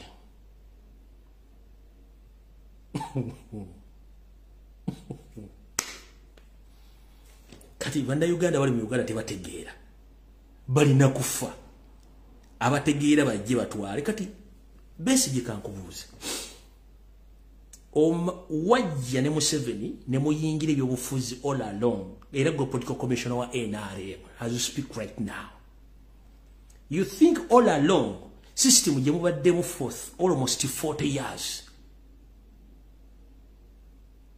abategeera bonna tebaliiwo reason being abantu abandi badde ba supporting okutegeera kwa bano babula information mwabe eliminating and you are still eliminating them nchiddamu mubadde mu offices almost for 40 years including you in the system nakati okyali political commissioner wa NRM kubanga lwakola mission yonna bakuwako copy abantu bonna okuva mwayingira mu nsiko ne mufuluma musse bonna ba academia ba politician ba religious leaders abakola ensimbi bannabyabufuzi bonna mubasemba mazeewo kati mwagalaga nti abasigadde mu Uganda bonna basiru mugenda somba abanyarwanda waliwo mu Uganda kubanga bebategeera okay era batandise bayingiza ngenda kaddamu nkazanye nti era batandise bayingiza omayiba n'abasajja agenda nakola statement negenda bugenzi nga tewali muntu abadde nnyo na crucial mind ya kugyetegereza na interpretingira abantu ntira ninja nakubuuza lunaku kimwe mu tribes za mwezi zimwajja nazo zitegera mutegera lunaku ki mwenna mwina cow mentality kyekisooka teri muntu asobola kukola statement ye ngoga tuli munabya bufuzo public figure nti abatetegera balina okufa no teri muntu atategeera abantu bategeera ne mu batadde mu position ebaleetedde okuba nti tebategeera politically economically socially mubaleetedde okuba nga tebategeera mu oppressings to the extent of ewa kiso omuntu okuva wa kiso nayingira Kampala nga azze kunoonya kyakulya nga talina office walaga talina mulimu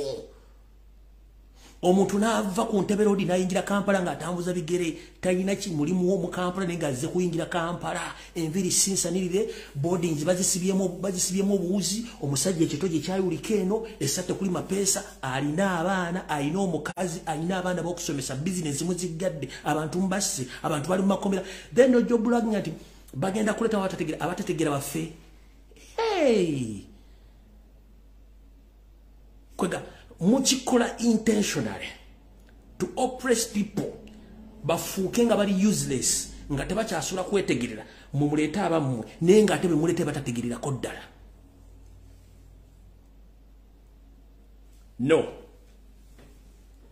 nabagambye no statement amu temujja gitegeera kanjira kubuuza gwaliko bwogamba nti statement ya Besigye ntuufu batandika okuteeka wali basimba line ategera yayingira atategera afuluma bantu bameka bagenda okusigala mu nsi mu current situation eri mu Uganda singa bateekawo akabula baga nti ategera yita wano atategera ddawali atategera ogenda mu measuringira kuki mbuuza omuntu atategera mu measuringira kuki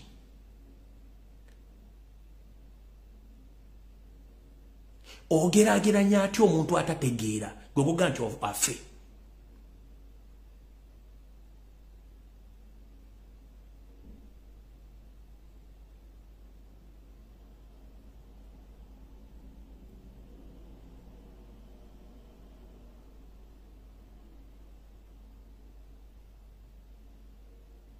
mbagambye atalina bwongo tojja kutegeera message eno nkubuuzizza nga batandise okuga nti bataddewo akagwa ategera afulume atategera asigaleyo bameka bagenda okutta era bannayuganda bameka bategera essaawa zino ategeera omumejelingira ku omupimira ku kinti ono ategeera bw'abanga balina diguli balowooza nga abali mu Uganda essaawa zino kati atalina diguli ategeera okusinga mugenda bapimira mu byanfuna mu njogera mu nyambala mu byabugagga ku mirimu kuki? That is my question. Ugandans, be very careful and wake up. Your message njibazanyide mugitegeere.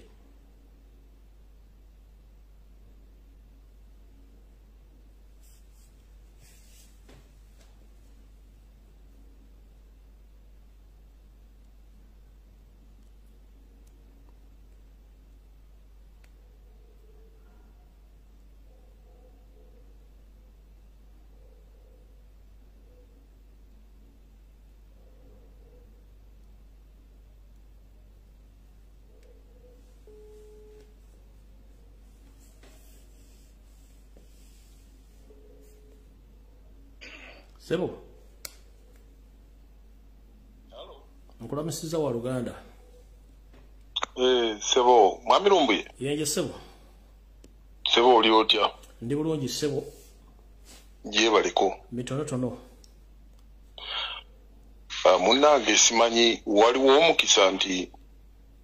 mpulidde ku by'obuulira bannayuganda nti nyinza nange okwongerako bye nsobola okubabuulira n'okubazuukusa. Nkuwadde dakiika 10 zokka n'abalala baagala kuteesa tuve wano Sebo. Neyanziza. Bannayuganda bannange mbalamusiza. Amanya nze Kigongo Saalongo. Bannange njagala okwongera okubabuusa mutegeere ekizibu ensi yaffe kyerimu. Musaanidde buli omu akitegeere nti enkola y'omwami Museveni Lutabaisirwa gy'afugirako Uganda y'enkola eya Fanon's theory of violence. Kintu kyafugiddeko Uganda bw'otunuulira ebitongole byonna ebya Museveni va ku magye poliisi prisons ebyo ebitongole ebimanyiddwa okusinga kaakati ogende mu bino ebirala byonna simanya iso diso piso niso kapapusi byonna omulamu ogubirimu byonna kwe kutta abantu era kyekisookera ddala mu theory ya violence okukozesa ebisi okutta abantu okuttako kwennyini omwami akuweera ddala ekifo kya mwanjo era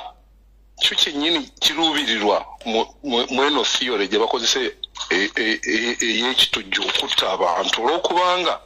nti ekikola kyennyini eky'okutta kyongera eggwanga eppya okuliwa amaanyi ne agency kwegamba bo okwetegeera ne bamanya nti yeffe owulidde omulamwa omulala oguli mu kino guli nti era Museveni baatukira mu Uganda bagamba nti fundamental change y'emu ku point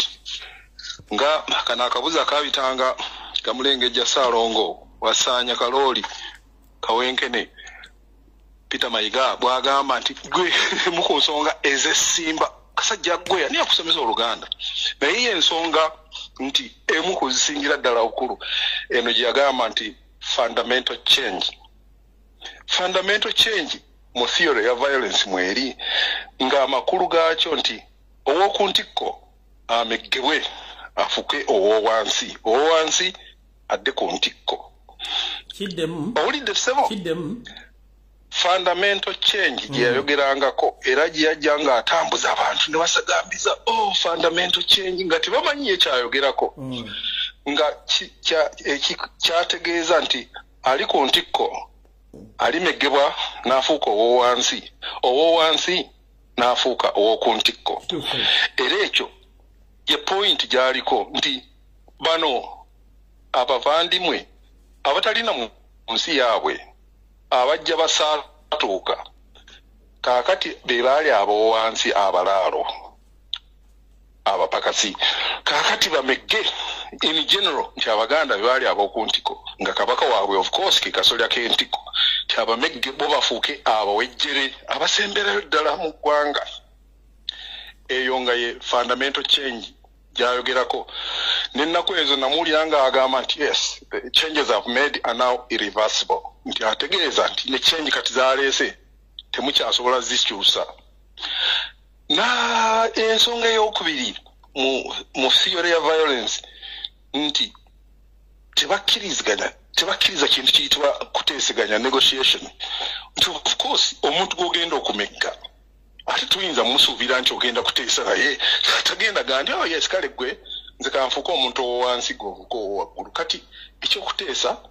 ekyo tikiriimu era ye point emu ku nkulu mu theory of violence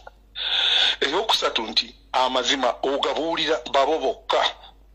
kati nga Museveni bwe yalina akakundi ke ak'abatuusi bavandimwe banne nga bali mu Lweru be baali bamanyi ekituufu abo nga babeesigye booyogerako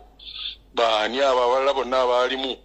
bashefaali baani kaakati abo be baali bamanyi ekituufu naye bano bonna abasajja emitwalo n'emitwalo egy'Abaganda bo tibababuulira mazima kaakati amazima ogabuulira babo bokka point endala ey'okuna mu theory ya violence egamba nti okukozesa eryanyi okutta mukutte kwennyini abantu oba butwa oba biso oba masasi nti eno yentikko kano ke kasolya k'okulwana mu nnwana ya politics kaakati ye Museveni okutta tulowooza nti akirabanga nti kive apaana nti olwo abeera akoze eno bagamba nti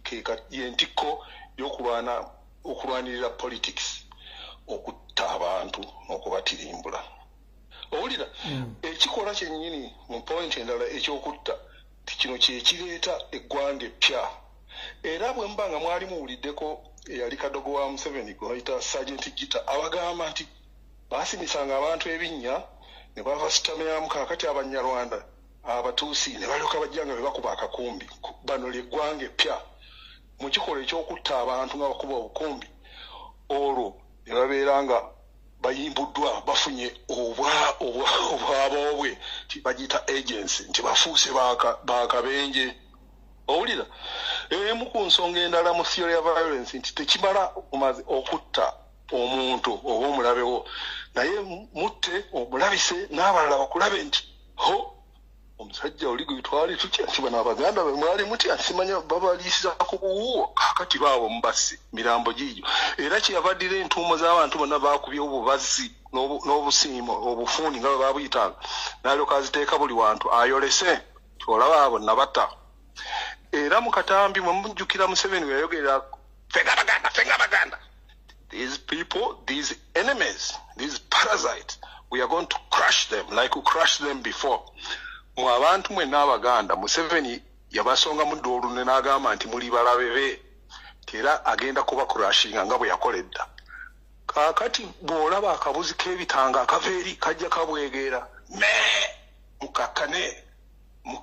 Uganda yaffe Uganda yabeera ddi yaffe n'abagwira abavandimwe Uganda yaffe bannayuganda ye baffe bwe babanga okiraba nti waliwo okuteeseganya okusoboka oyo mukamawo Lutabasirwa ddiru waliwo omugambyeko nti alekeraawo okutta Abaganda n'Abannayuganda in general tekibeerangawo. Tewali muntu mu nsi yonna yali asse bantu baddugavu nga Museveni. Mukimanyi bulungi nti Erwero Salongo soko simba wakati malo bazanyira katambya kenyini wanjisebo simba wakati malo bazanyira katambya ko bakawuli soko zirike esebo Sundabaganda we shall crush those enemies as we have done in the past. You preach your nonsense, we shall answer you by what? Sabasajja when you say this, but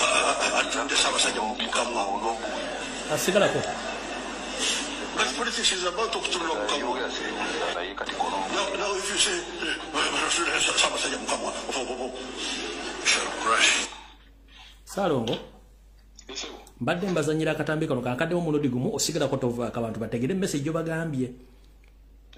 tovaako nti omwami oni agamba bwoli omuganda aganti fenga Abaganda nja kubattanga we twabattanga emabega kijuliriza kyogambye kankabaddiremu bakawulire kwenkute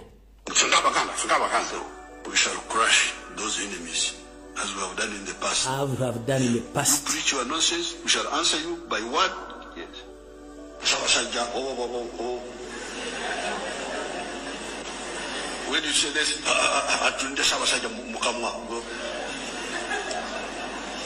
but politics is about to Mukamwa. Now if you say,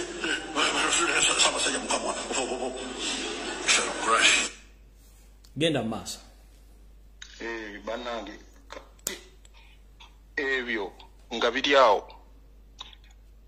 Mu nkola endala okwongereza ku nkola ye ey'obutujju ey'obutemu ey'obussi. Agamba nti ebyobuwangwa byonna birina okusaanyizibwawo olwokubanga bano abantu abapya the new people oluusi beeyita the new tribe ey'omu Uganda be bavandimwe nti batwala ebyo kati bye bakoze mu kujja nga batirimbula abantu ebyo byonna ebikolwa eby'okuvoola abantu nti wano bali wano basse bano wano bagobye bano ku mataka nti obwo bwe bubeera obuwangwa waabwe obupya. Abatemu abasukkiridde ab'ensusso abasse abantu abayitirivu beebo be bafuula ba heroes era bw'owulira ba heroes beebo abakoze ebyenkizo nti era bwe buwangwa bwabwe bw'eggwanga epya. Naye mu kino nti oyo Museveni gwe mulaba ali ku Bannayuganda abafera naye ate abafera mu kyewuunyo nti omwami oyo kasookedde ajja mu buyinza emyaka gigenda 40 buli mwezi afuna omusaala okuva mu Bannayuganda buli mwezi buli mwaka agenda mu parliament seba afuna sente mu obuwumbi simanya 1,300 oba office ye ey'Emmengo ey'Egindi ey'Entebbe Nakasero nga ye president waliwo n'obuwumbi obulala 10 ziyinza okuba nga ziri mu trillion gye bayita classified budget ezo zo talina na gwawulirako nti za kukola ki kati ensimbi zino ze zimuyimirizaawo ye n'ebigendererwa bye n'okusomba Abanyarwanda abo bonna n'okujja okubalinyisa abantu ku mumwa zonna sente mwe Bannayuganda mwe muzisasula naye kale omwami oyo mwamulaba ennaku ezo ng'agala I don't care about anybody ekyo kituufu Museveni talina gwafaako naye mu ekyo yayogera n'agamba nti I don't owe anybody anything ekyo kya bulimba ate bufere Abannayuganda abamusasulira buli kintu okuva ku kawale kayambadde n'olukulu lw'emmotoka olwatambuliramu okuli ne toilet eya 4-wheel drive naye omusajja ajoze Bannayuganda nze ba dictator bwe yabali mu nsi naye siwuliranga yalina toilet ey'ekumipiira erina ne 4-wheel naye oyo omwami agirina Abannayuganda bamusasulira n'ennyonyi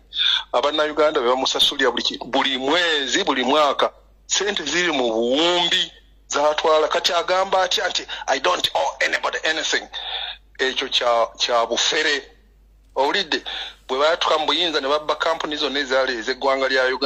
Uganda companies omuli Uganda Airlines omuli Uganda Railways ezo ennene omuli Coffee Marketing Board zonna ne bazeegabira ye ne bavandimwe banne ne babba buli sente enkalo yali mu company ne babba stores ebintu bye zaalina ne babba n'ettaka kwe zaali ne beefuula nti bo bakitalo kaakati n'ennyumba gye mulaba gye bayita Crested Towers yali ya Uganda Ministry of Education ya Uganda naye kati mpulira yaabwe kyempulira bagyegabira Uganda Commercial Bank ye banka bwe yamala ekyo najja nabba banka z'Abannayuganda zonna okusinga zaali z'Abaganda naye nga z'Abannayuganda banka nga 6 ne babba kashi yenna yalimu ne babba sente zonna ezaali mu banka eyo kaakati bamala okubba ezo sente zonna ne bagenda mu mikwano gyabwe yali gavana omuvandimwe munnaabwe namugamba nti owanyi nga banka zino tugenda kugezaako kuziri capitalizing nga twetaaga biliyoni 10 tuyingize mu Greenland tuyingize mwezi endala zonna ze baggalawo banka 67 ndi yali ezisinga obunene ye commercial bank kati ezo sente nazo ne bazijja mu Bank of Uganda ne bazirya zino banka zonna ne baziggalawo ebyapa by'ettaka byonna ne babitwala ne babyeddiza owulidde ezo sente ziri mu si buwumbi baba bazibalira mu trillioni si bu trillioni bwe buwumbi 1000 kaakati ezo ensimbi ze babbaawo zokka sente mpitirivu tezigambika naye n'ogamba Bannayuganda omusajja oyo gwe musasulira sente empitirivu buli mwezi ekigavumenti ekyo kibakolera ki tewali Salongo tewali ku esebo angenda kuwa eddakiika 2 onyonyole ka video Kabesigye kenzanye abantu baweemu ente side eyo then nkute nfune amasimu amulanga 5 nzinzigalawo program eno gwe ku video eyo kiki ogifunyeemu esebo omwami ddala bwe mbanga mwali waliwo abuusabuusa nti bano bo bajja kubasaanyaawo kaakati mugende nga mubuusabuusa enkola yokka egenda okutuwonya Bannayuganda buli omu gezaako okufuna ekinaakutaasa buli omu gula ejjambiyayo n'amafumu ogateeka waka kuba bw'oba tolina mundu naye olina nti abasajja bwe bagenda okujja n'ejjambiya nga bazze kubamalawo naawe osobola okwetaasa bino ennanga byabagamba mbu twaligula majambiya gw'olunaku lwe balijja ewuwo ku lusebenju n'otunula nga bali awo n'amajambiya bazze kutema lw'olimanya ekibi ky'okoze era bagenda kutema nga tolina nakambe bano abasajja bajja e Rwanda be bamu ku baali mu kutema abantu mu 94 ate abasajja abo bakugenda okutema abantu eranda baava wano Kagame yennyini yali musajja wa Museveni nga yakulira ebyobukessi wano n'abatuma ne bagenda e Rwanda bwe batuuka eyo bamaze okumanya okutta abantu mu Luweero batuuka mu Rwanda ne gubula asala ne batema abantu ne basiiga Abahutu ekko nti be basse abatuusi songa bano be batta bali be baga nti titubamanyi ffe tukulidde Uganda kati bajja tujjako obuyinza ne babatema kakati abakugu mu kutema be bayingira babaamidde Buganda va ejjinja otambule mabega ngudda ojje Kampala yita mu mabira otuke ekyagwe ojje uyingire Kampala oyite Kampala ogende uyo Kisubi Ntebe otambule Buwama okirire uyo Bukakkata Matale okirire okutuka ku border ya Tanzania ezo zensalo za Buganda waliwo kilomita ngabi nango utambudde ne gambutu n'amazzi gakutuusewa mu Bulago naye waliwo kilomita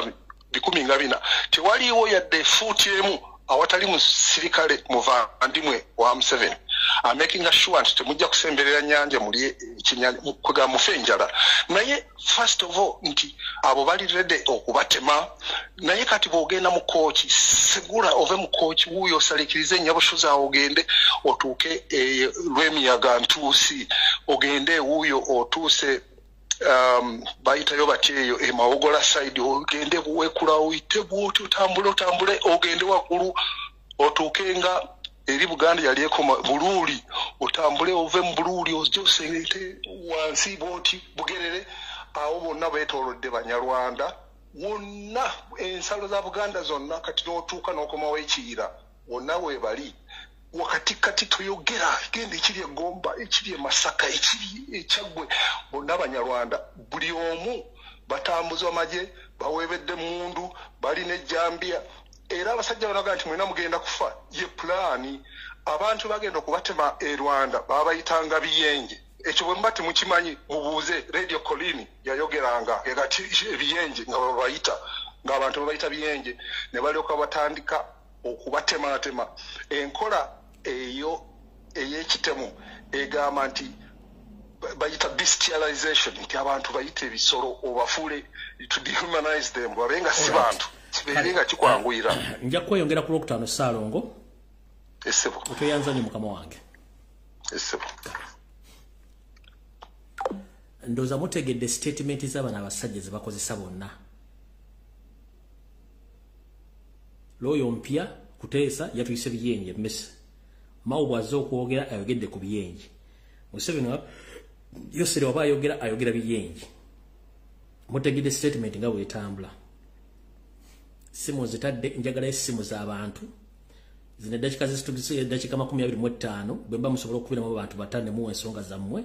then bate tugende essimu zigule njagala abantu batano bokka mbawadde obudde mukube essimu tugende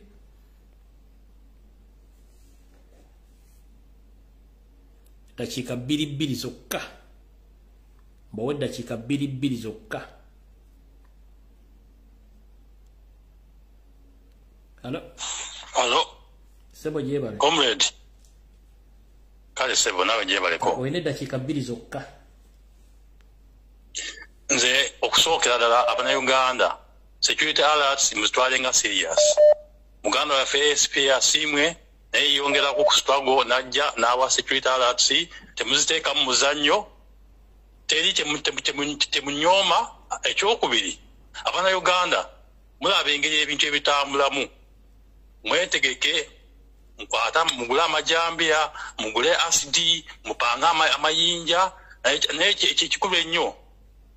temwebaka mu nyumba emu mwemba mu family nga mulimu abantu abagerako temwebaka wamu mubeerenga saa yonna yakwerinda. Abakulembeze mwena aba NUP abali ku alaali mwekengere mu maka gammwe obanga ogenda okwebaka sooka okebere kyekiriwo oba ozuukuse sooka okebere kyekiriwo. Ekyokubiri bano mawo tatubuzaabuza bazze bano batulimba tebaagala kujjako Museveni emyaka gyonna eziyiseewo tebajjangako Museveni. Kasana zino lwaki tebatesanga naye eniyo esaawa y'okuteesa ne Museveni nedda okutegeera Abannayuganda. Hello wanji nyabo Uganda Lamusiza Tikyalumbuye. Hello Bannayuganda mwenna lamusiza bannange batumidde.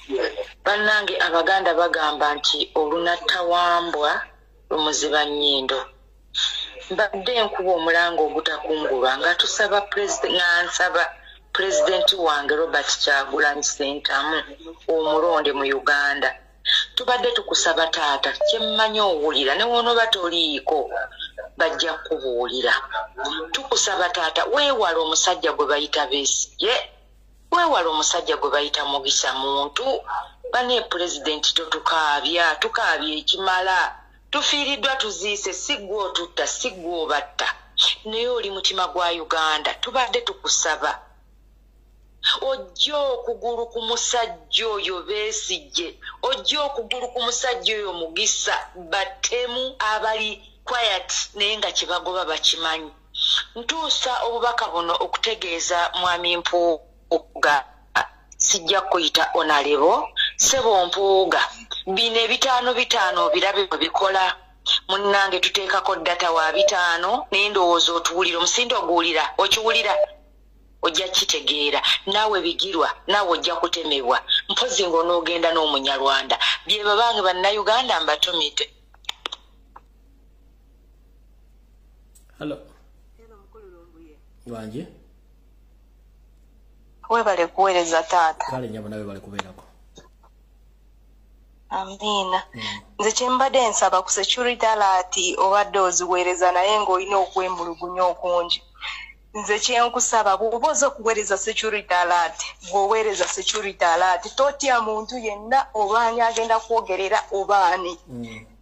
Oyo ajja kutegeera kimaze omutuukako nga Katumba Wamala kati amanyi security alert evudde Walumbu yetegeeza ki. Omugenzi Lokech amanyi security alert etegeeza ki. okitegeera kati bw'aboogera baleke boogere oli bw'aba akifunye akitwale bwafa kasita si gw'aba afudde okitegeera bwe totya obaani oba munene oba mutono gwe sabula tugende kubanga tulina okukuuma omukulembeze waffe kyemanyi omukulembeze yeebeereramu abantu bano abamanyi tho olina kubeera ng'obyogera kubanga updates okwerinda tulina okwekuuma okitegeera then ekyebijambiya so we have to protect tulina okwekuuma ngaffe ng'abantu kati obeera otamu mu nju nga tulina mujambiya okitegeera bano abantu tulina okubawa tit for that and these people they came with a mission so you people let's be alert bano abantu abatutta abanarwanda they are not born in Uganda they just bring them from outside then they begin to kill people okitegeera kale Hello. Jebale kosebo. Kale simuna jebale kosebo. Kakati nja kuyita mu bwangu. Ebisinga obyogera naye oluli tubimanyi ebimuddamu nabidde kuba baba byogera naye kati ku banka naddala Equity erina omuntu gwekage bayita SK Mbuga. Akweka banka eyo ali mu mannya ga yeeyita simanya okusooka yali yeeyita kochi bikoze bitya ali bweru abbi abaana abayitirivu naye ababbira mu banka eyo ffe nnyini twateekayo nina gundi za poliisi nga naggulawo emisango ne tugenda naye abo bennyini abali mu Equity bakonayivinga ne SG Mbuga bw'ogenda okuloopa bakuwa ebbanga lye bakuwadde ne batwala ebbanga lye baagala mpaka bw'otuuka n'okola ki n'okyesonyiwa yeeyita Coach Johnson erinnya njijjukidde manyi bangi baggyeko ssente mpitirivu kubeera nakati akyakozesa gundi akawunti eyo ya Equity naye sinze nzekka asoose okuloopa omusango bangi baloopye naye titemukwatako kati kansinzire wano ndabule abatannaba kugwamu kuba yeefula atwala abaana e Bulaaya UK gwe mulimu gwe gwagamba gwakola akuggyako ssente ezisooka eziri wansi wakakadde kamu kitundu ogenda okumaliza ng'oli mu bukadde busatu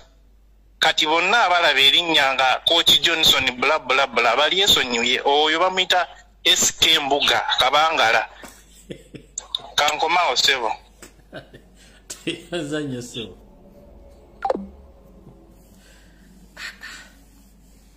abagagga be Uganda ngoza mbiwulidde abagagga be Uganda mbawulira abagagga be Uganda mbawulira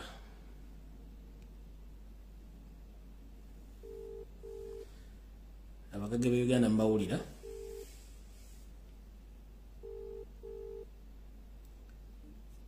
Hello sebo wangi sebo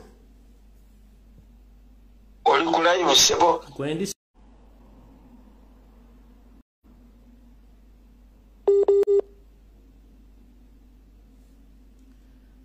network alabika neighbor akuttemu waya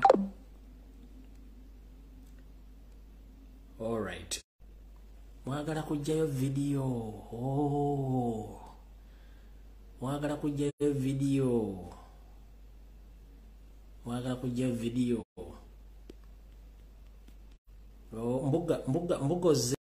mbugoze bakwogeddeko nanze okwagala ku hackinga video eno alright kale kanjikomye wano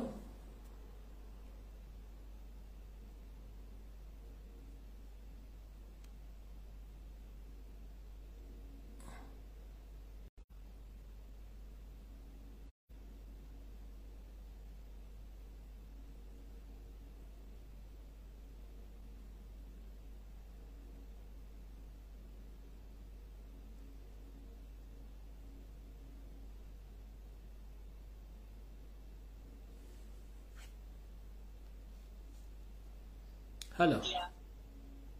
Hello mukamanyi. Wangi sebo.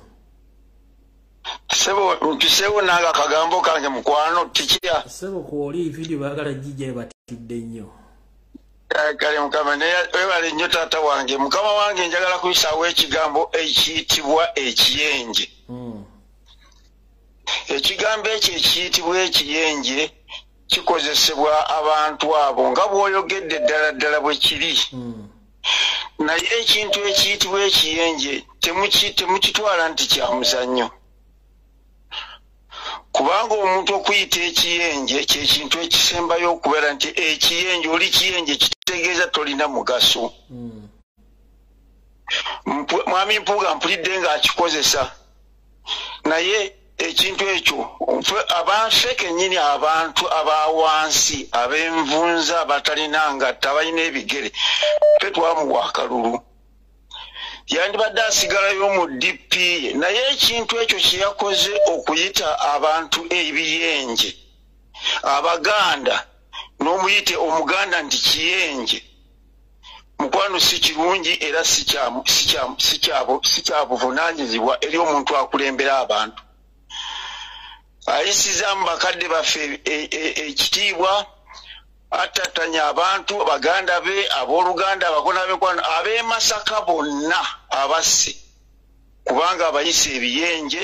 ab'envunza bajja badduka bajja bagwira na bugwira nnyo okujja okwegatta ku NUP lwaki yava eri ewuwe kyekyamujja mu DP okujja mu NUP okwegatta ku NUP mukwana ebyo bye byange ne wabula kiyakoze ekintu kikyamunyonnyo ate n'ateetonda nakwetonda nga amaze okuyita abantu ebiyenje Hello. Sebo. Kubereza. Nzo mwamu yakuba Mpuuga amasasi era njagadde oyisaawo akagambo kano. Gomami yakola ki? Yakuba Mpuuga amasasi kyayitizanira ku mukazi wange ffe tuli balwadde. Lindako. Mpuuga mulwadde. Gomami Sempiira. Nze omwami of course nze mwami Sempiira ndi kumpewo. Mbadde nkugamba ekyo Mpuuga kirwadde kirina siriimu ffe tuli balwadde. Nze ne mukazi wange kyali kimulira bulungi. Musomesa njagadde yisaawo akagambo Mpuuga kirwadde kuva dda era ffe tumira eddagala n'eddagala tulijja ku Mild May ku Lwentebe era kana kali mu kasalemu kyembadde njagala okugamba eggwanga naye bali kuweza tukwagala nnyo Katonda akukumesebo bagiwulire tebagitegedde bulungi badde okutukakutuka kale video kangikomye wano kubanga nekkoni ayinza okukuba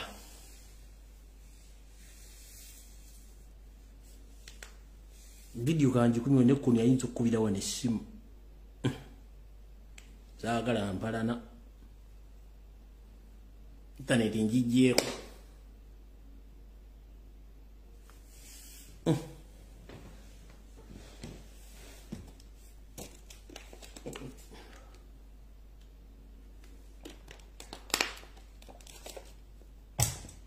Sempiira amaze n'akuba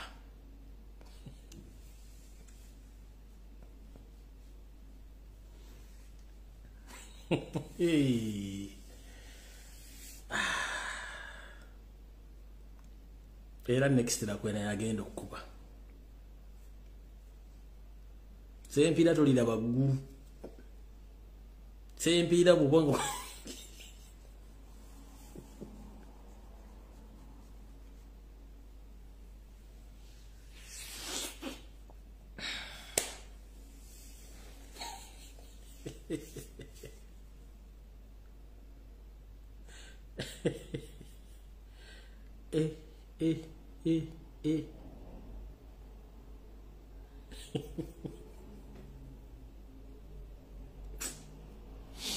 ebyembi bisekerwa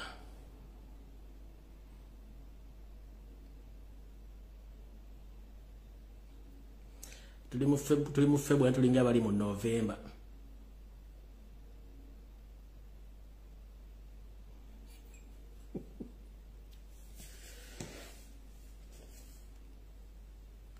simu njijeeko bantu batulinze okulwa kukoni n'akuba Tioko wala kone okuba essimu wano. Ate mwagala nkuloozinga endagewa. Nze essimu njijjeko essimu zinsobedde bino. Emividiyo eno kolo sigifunaako nnakujjako bujja ssimu. Nange essimu kennyini yo njitidde.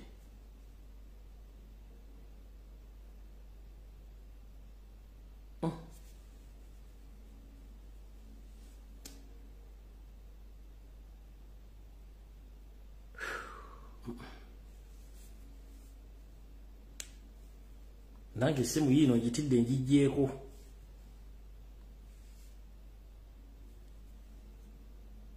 Sempira togenda kulaba ggulu. Era sempira weewummuzeeko. Kino kyokoze olwaleero.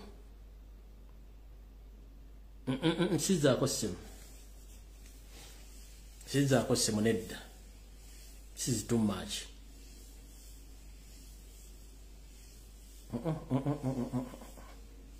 Sizaako ssimu ne bwe oyagala otya. Sigenda gizaako sizaako ssimu.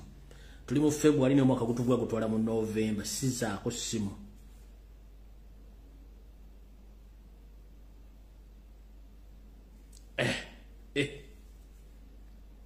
Yafuna double punishment.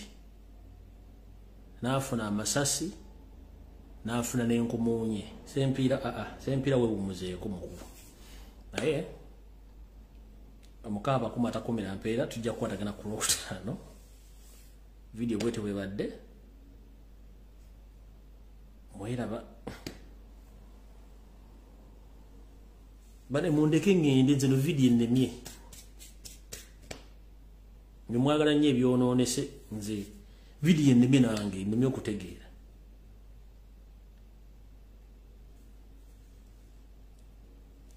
Manyo omuntu okuba essimu n'ekumalako ebigambo by'olina okwogera.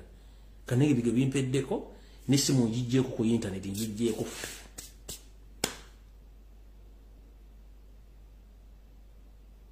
Simu ya Sempira ali safe oba ali amanyi gy'ali nze simu gyakubidde essimu.